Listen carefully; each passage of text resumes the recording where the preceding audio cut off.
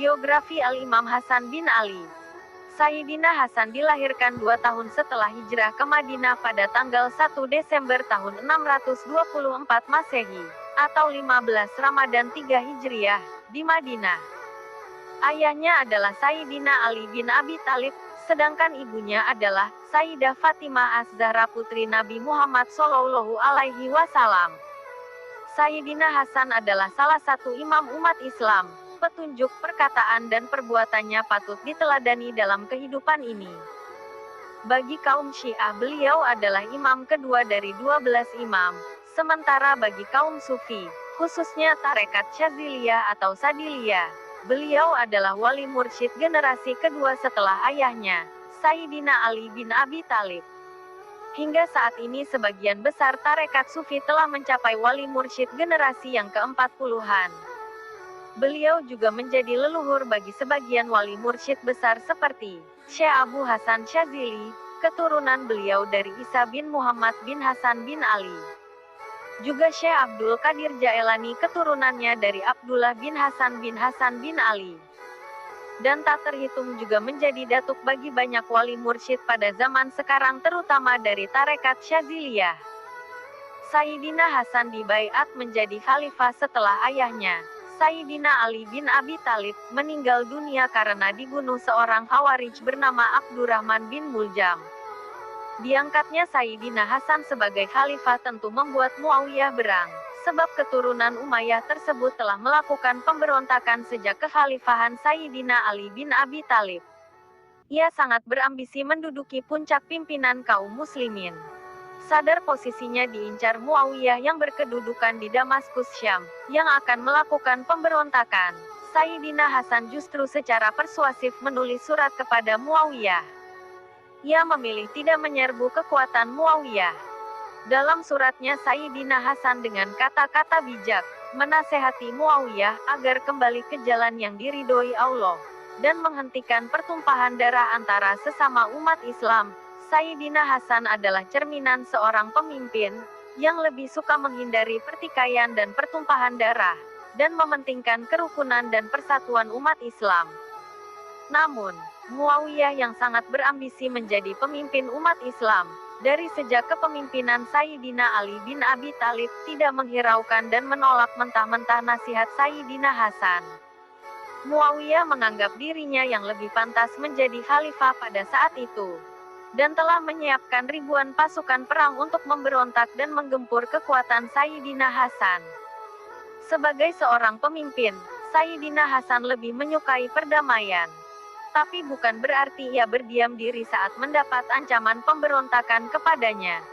Sayyidina Hasan kemudian mengumpulkan penduduk Kufah dan mengabarkan bahwa kotanya akan diserang pasukan Muawiyah yang bergerak dari Syam. Sayyidina Hasan memerintahkan kepada setiap lelaki Kufah yang mampu berperang untuk bersiap menghadapi ancaman tersebut. Sebuah dusun bernama Nufailah dipilih Sayyidina Hasan sebagai markas pusat militer yang hendak melawan pasukan penyerbu dari Syam. Namun, sejarah mencatat bahwa penduduk Kufah memperlakukan Sayyidina Hasan sebagaimana mereka bersikap kepada ayahnya, Sayyidina Ali bin Abi Thalib, yang justru tak menghiraukan seruan pemimpin yang mereka baiat sendiri. Sebagian penduduk Kufah, terutama kaum laki-laki yang fisiknya kuat untuk berperang, akhirnya menyambut seruan Sayyidina Hasan. Sementara sebagian yang lain kembali ke rumah masing-masing.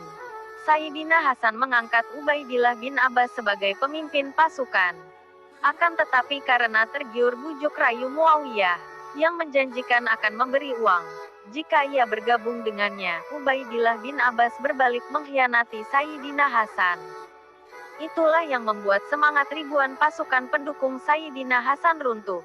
Sementara itu orang-orang Muawiyah terus bergerak, mengembuskan kabar-kabar bohong tentang para pemimpin pasukan lain yang diberitakan tewas. Hal ini membuat pasukan pendukung Khalifah kian putus asa.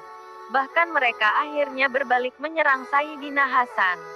Di titik inilah Sayyidina Hasan berpikir bahwa perang melawan Muawiyah tidak akan membawa manfaat jika mental pasukannya telah hancur, dan sisa pendukungnya hanya akan menjadi bulan-bulanan musuh.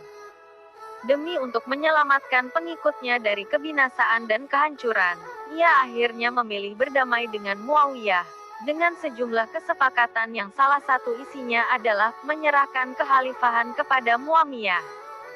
Singkat cerita, setelah menyelesaikan segala urusan di Kufah, Sayyidina Hasan kemudian pergi ke Madinah. Sebelum berangkat, ia menyampaikan beberapa hal kepada penduduk Kufah yang masih mendukungnya. Sayyidina Hasan mengatakan bahwa Muawiyah telah merebut kekhalifahan yang menjadi haknya. Namun, ia lebih mengutamakan perdamaian agar dua kubu kaum muslimin yang berseteru tidak lagi menumpahkan darah, seperti masa-masa kebelakang, saat sejumlah perang melumatkan jiwa-jiwa yang sejatinya bersaudara.